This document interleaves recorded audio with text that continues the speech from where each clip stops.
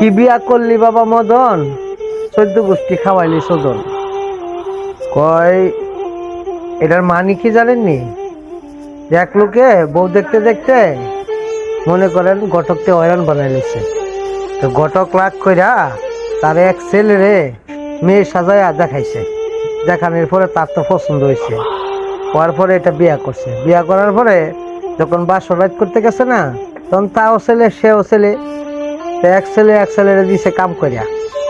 দেওয়ার পরে পরের দিন সকালে উঠে কেমনে করবো যে বউ আমারে কাম করে দিছে, মানে খুব দ্রুত বিষয় টিসা লইয়া 1 সপ্তাহের ভিতরে মনে করেন প্রবাসে আইসা বসছে। আইসা আর বাড়িতে খবর টবর নেয় না। তখন বউ চিন্তা করছে, কিরে এর কাছে বিয়া বইলাম, তাই কিন্তু সাথ পাইলাম না, বিয়ার ঠিকঠাক বিচারটা করে নেই। বিয়া কইতাছে আম্মা তো ওই রুজিনারে দেন না, আমার লগে থাকতো। হ্যাঁ ননদরা আর কি দিছে। পরে ননদ দিছে কাম কইরা, তো ননদ শর্মে কইতারে নাই। পরের দিন কই কি মা আমি যাইতাম না, তুই যা। তো গিয়ে কইছে আম্মা ও রুজিনা যে তো যাইতো না, তো আমনি আয়েন। তো হের মা গেছে।